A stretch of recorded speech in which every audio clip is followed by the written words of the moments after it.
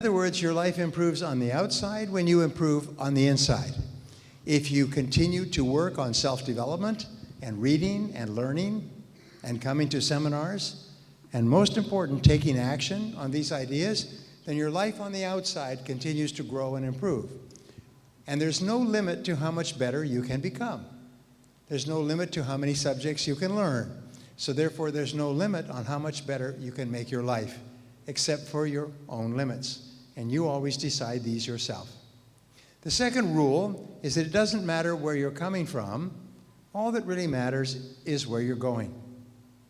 It doesn't matter your past, and everyone has regrets. I think the biggest regret we have is for things that we didn't do, things that we should have started earlier, subjects we didn't learn, and so on. But you can't change the past, but you can change the future by changing your present. And so your future is only limited by your imagination.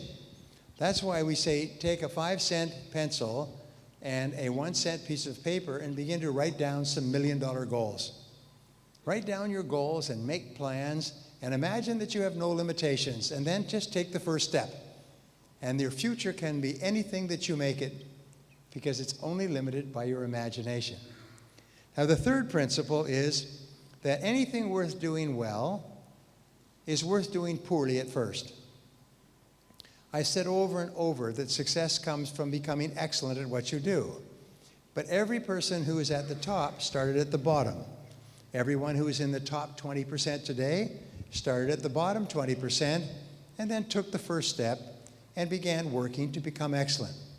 The reason why people do not become excellent is because when they begin, they feel clumsy and awkward and nervous and unsure because they do it poorly. And so what they do is they quit. When I started my life, I read one line that changed my life, and the question was, why is it that Europeans often speak several different languages, but most people only speak one language? And the answer was that when people start to learn a language and start to say it, they make mistakes, and they feel so awkward and embarrassed that they stop and never learn. So I made a decision at that time that I would learn languages, and I would not be worried if I made mistakes. And so I learned French, and then I learned German, and then I learned Spanish. I learned French when I went to France, and German when I went to Germany, and Spanish when I went to Mexico. And still today, I'm conversant in those languages because I wasn't afraid to make mistakes. So anything where you want to be excellent, expect to make lots of mistakes on the way and just keep pushing. At a certain point, you break through, and people start to say, you were very good at that. I am? Wow. And remember, you could be one skill away from doubling your income. You could be one skill away from transforming your life, and all business skills are learnable. Number 4 is you're only as free as your well-developed options. Now, this is one of the most important rules I learned in life. I learned it when I was about 16 or 17 years old. And basically, it says if you only have one option, which means you only have one skill, and you lose your job, and the economy is not very strong, you're in terrible trouble, because that's all you have. You have no options. So I tell my children when they were growing up, the reason that you want to have good grades is so that you have options, so that you can do this, and if this doesn't work, you can do that, or you can do this or something else. So always be developing new skills. Always be reading new ideas, because when you develop new skills, you have options. You can do this, or you can do that. And there's only one thing that is absolutely guaranteed, and that is change. Things are going to continue to change at a rapid rate. 5 years from now, the job you have today will not exist. If you have children, when your children grow up, they will be working at jobs that do not exist today. They will be working for companies that do not exist today. They will be selling or producing products and services that don't exist today. They will be selling to customers that don't exist today. Everything will be totally new. The speed of change is greater than ever before, and the key for you is to have options, to have more than one thing you can do, which means you have multiple skills. You can do this or you can do that. And whenever you have developed an option, now you develop a new option, develop a new skill set so that you can do different things. And the key to freedom is to have options. If you don't have options, you have no freedom. Number 5, and this is one of the great discoveries of interviews with the 500 richest people in the world over a 22-year period, the researcher found this, is their attitude was that within every obstacle or difficulty, there was the seed of a greater opportunity or benefit. Now, this is a wonderful principle. What it means is that there is a lesson contained in every problem. Does anyone here, by the way, let me repeat that in case you didn't get it. Within every obstacle or difficulty that you face, there is the seed of an equal or greater opportunity or benefit. Does anyone here have any problems? Does anyone here have any problems? All right. Well, problems are normal and natural. And as the Sufi philosopher Israt Khan said, problems come like the waves of the ocean. They never stop. They just keep coming. And every person, every business owner has a problem every 2 or 3 months that can cause the business to fail if it's not dealt with. In life, you'll have a crisis every 2 to 3 months. That means that everyone in this room has either just gotten out of a crisis, or is in a crisis right now, or is just about to have a crisis. And the only question is how you deal with them. So as I said earlier, and I have a whole session on this, the top people are very good at reacting to problems, responding to problems effectively, is they take them in and they analyze them and they develop solutions. So I want you to take all the problems you have in your life today, and I want you to imagine that they're stacked like dinner plates, from the bottom, the littlest problem, to the top. And I want you to think today, what is your biggest problem in life? What is the biggest problem that you have in your life? This is personal. I'm not going to ask you to share this with anyone else. I just want you to think the biggest problem that you have in your life today, the one that causes you the most unhappiness or frustration or anger. What's the biggest problem? Now, in 85% of cases, normally, it will be another person. Most of our problems come with hair on top, as we say. They have hair on top. They are other people.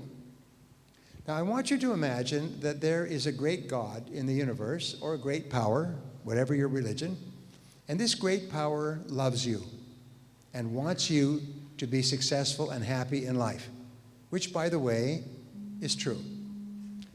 But this great power knows that you can only be happier and more successful to the degree to which you learn lessons as you go through life.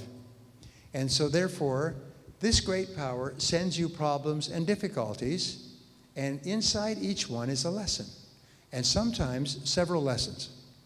So your job is to look at the biggest problem that you have today and ask this question: what is the lesson that you are meant to learn in this problem? What is the lesson? And what else is the lesson? And what else is the lesson? You see, sometimes big problems have several lessons, and every one of them is sent to you as a gift. A pastor friend of mine once said that whenever God wants to send you a gift, he wraps it up in a problem. And the bigger the gift that God wants to send you, the bigger the problem he wraps it up in. Now, I know that many of you feel like it's Christmas or Kwanzaa in your life right now because you're surrounded by gifts that look like problems. But inside, there's a gift. So ask yourself, what lesson am I meant to learn from this difficulty or problem? And here's my promise to you, you'll always find the lesson. In the Bible, it says, "Seek and ye shall find." Now, this is what is called a promise of God. Now, a promise of God is not a speculation or a possibility. It's a promise. It's a universal truth. Seek and you shall find. So if you seek for the lesson in your biggest problem, you will find the lesson, and often that lesson will turn out to be 10 times or 100 times more valuable than the problem. But you would not have learned the lesson if you did not suffer pain. So whenever you experience pain, physical pain or emotional pain or financial pain, Ask yourself, what is the lesson that I am meant to learn? You see, the difference between top people and average people in this area is simple. Top people look for the lesson. It's one of the great success secrets of history, is top people are always looking for the lesson. Average people look for someone to blame. And then they criticize, complain, and make excuses. Top people say, what is the lesson? So average people never learn from their mistakes, but top people learn at a rapid rate. So think about your biggest problem in life today and say, what is the lesson I am meant to learn? If you want to be helpful to people in your life and they have a problem and they share it with you, ask them, well, all problems come with a blessing inside in the form of a lesson. So what is the lesson that you are meant to learn from this problem? And help people look for the lesson, because you will always find the lesson. Many business people have become wealthy by looking into their biggest setback or obstacle and finding the lesson that led to a different direction that made them a great success. Other people have the same failures and never learn because they don't look for the lesson. So if I could teach you one thing today that would make this day worth all the time and cost, it would be this principle. Within every difficulty you have, there's a lesson that is sent to you by God to make you happier and more successful in the future. And your job is to look for it, and you will find it. And sometimes if you look deeper and deeper, you'll find more and more lessons from one major problem. So just think about that. Talk it over with your spouse or somebody else. Say, what could the lesson be? And while you look for the lesson, you know what happens is you'll become positive and relaxed. You'll become calm. You'll become creative. Your whole personality will change when you're looking for the gift of God, the lesson contained in your biggest problem. And you will find it. Well, the sixth principle is my favorite. You can learn anything you need to learn to achieve any goal that you can set for yourself. I came from a poor background with a poor family, and I had no money. I dropped out of school, and I worked at laboring jobs for many years, and then I discovered this lesson. And I was in sales at the time and starving, but then I discovered I could learn how to sell successfully. Within 1 year, my sales had increased by 10 times, because every day, 2 or 3 hours a day, I studied sales. I read books, and I practiced what I learned each day. I listened to audio programs, and I went to seminars. I did what I recommend to you, and what I've recommended to millions. And they come back to me. 100% of the people who follow this advice come back to me, and they say, you changed my life, you made me rich. You changed my life, you made me rich. I've heard that expression so many times. You changed my life with that book, the tape, the course, the advice. I followed it, and you made me rich. I'm rich today. I was at a seminar recently, and a person said to me, can I drive you to the airport? And I said, well, that's very kind of you. I was going to take a taxi. He said, no. He said, I want to show you something. I will pick you up in the front of the hotel. So I went out to the front of the hotel, and he comes around in this big, beautiful, brand new Mercedes-Benz. He said, when I started following your principles, I was broke. I had an old car. I had to live at home with my parents, and I was 25. That was 3 years ago. This is my new Mercedes. I bought this to celebrate your coming to town to give a seminar. I wanted to buy this and show it to you and drive you to the airport. And it was a very nice car. And the last principle is that the only real limits on what you can accomplish are your own doubts and fears. There's no real limits in the outside world. It's your own doubts and fears. It's interesting, there is a spiritual story of a man who is depressed and angry because he's in jail. And he complains and he cries because he's in jail, and he's been in jail for a long, long time. And they bring him a little food each day, and they put him through the slot, and he complains because it's unfair that he's in jail. And then one day, he's so angry, he goes up and he shakes the door of his cell, and it swings open. It had never been locked. They just put him in the cell, which was the jail of his own mind. That's the story. And he was convinced he was in a jail. I don't have any money. Someone asked me earlier, what about capital if you want to start a business? Nobody has any capital when they want to start a business. Nobody in the world.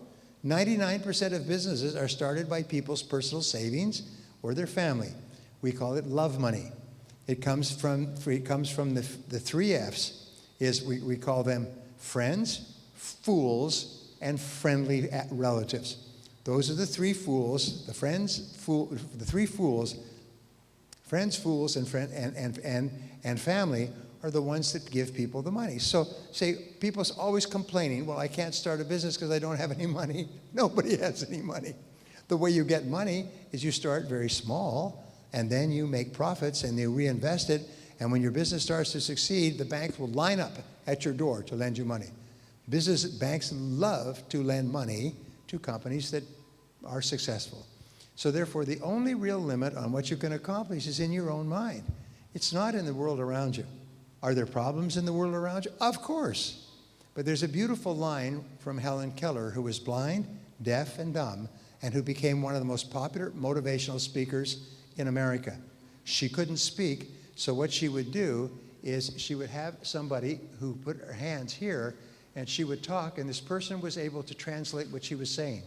So she would stand in the audience, deaf, she had a childhood illness, deaf, blind, unable to speak, and she would speak, and the person next to her would interpret and get standing ovations.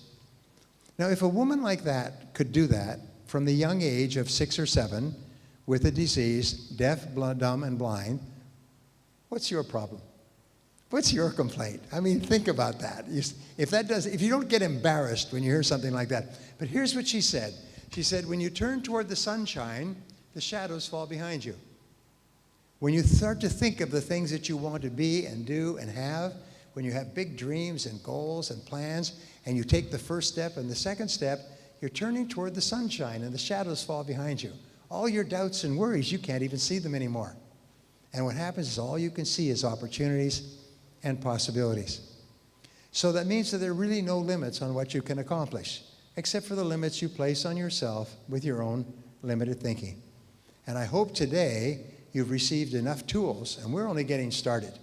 I'm giving you the same tools that I would teach to senior managers of a Fortune 500 company, because I know that you're smart enough and experienced enough to understand them and use them. They are very simple tools. This is the great thing, is that everything I taught you is simple. Isn't that true? It's very simple and easy to apply. It just requires discipline on your part. And if you want to become excellent in any area, you just practice. How do you become excellent at anything? You just practice and do it over and over. Soon you're going to become excellent at planning, and you're going to become great at leadership and wonderful at delegating and building teams. You can do all of these things and keep raising your earning ability and becoming more and more valuable to yourself and to your company, becoming the kind of person that people want to pay you money for your work. Remember I said that the top executives earn over $10 million a year, 10.1 million average this year, and they earn 257 times the average income of the people in the company, and they all started at the bottom with everybody else that works in the company, and now they're at the top. Now, what would happen if there was something that happened in the business or the economy and they were fired from their job? They lost their job. What would happen to them? Another company would hire them so fast they would not even be able to get home and have a drink. They would be hired as soon as the word went out. Everybody knows everything. If somebody loses a job at a high level, everybody knows it very fast. And you know what would happen? Another company would say, get that person. Grab them before somebody else hires them. And how much would they pay them? $10 million a year to walk across the street at the same income. Why? It's because this person has developed their skills to the point where they can take those skills like a cannon and they can shift those skills into another business or industry and get the same high level of results. Once you get to that point, you never go back. Once you become one of the top people in your field, you never decline. But who is your boss? Who is your boss? You are your own boss. If you want to increase your pay, go to the nearest mirror and discuss it with your boss. And their boss will always tell you what you need to do to increase your pay.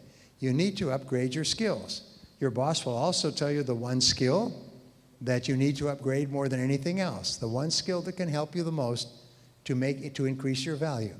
And it's simply up to you to do what your boss tells you. And you are your own boss. This has been a wonderful day, so I want to leave you with one thought, that irrespective of problems outside, the future is the most important part of your life. The past is past and cannot be changed. And your highest income days in your life lie in the future. The greatest accomplishments of your life are in the future. The happiest moments of your life are still to come. And your job is to go out and create a great future. Thank you very much for being here. Thank you. Thank you, sir. Thank you. Thank you.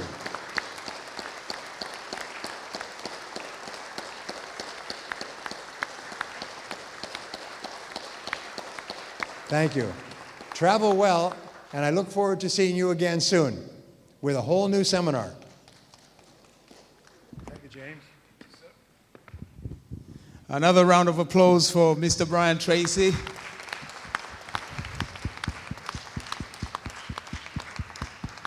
Thank you, sir. I learned a few years ago that repetition is the mother of all learning, is the mother of all skill. So maybe it's a great idea for some of us to get the videos, the videos outside. I mean, by registering our names as we exit the place so that we can be able to get the videos on Monday. And I encourage every one of us, if we could, to try and go through the training one more time, and that way we can internalize the materials and be able to apply them to the maximum. One more time, the people that bought the platinum tickets, please let's head out to Serena Hotel, where we'll continue and culminate the evening by having dinner together with Azim Jamal and Brian Tracy. If you look on your table, there are probably some flyers, including flyers from Rodizio Restaurant, where they give you 20% on the Father's Day and on 2 weeks ahead of now.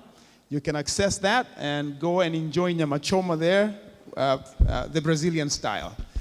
Mikono speakers are offering you the public speaking seminar starting in August. So if you're interested, please join in and learn and upgrade your skills. We were supposed to have a draw. So I wanted to know from Mikono speakers if this is going to happen. Okay, so I don't get any information here.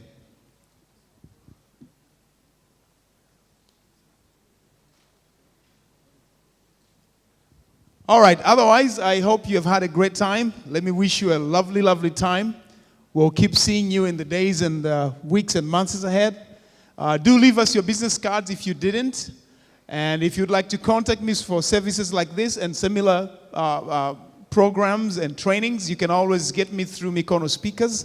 Just be sure you leave with at least one flyer from Mikono Speakers, and the contacts are there, and you can get me through that way. Thank you so much. Have a lovely time, and may you continue to produce better results as high-performing leaders.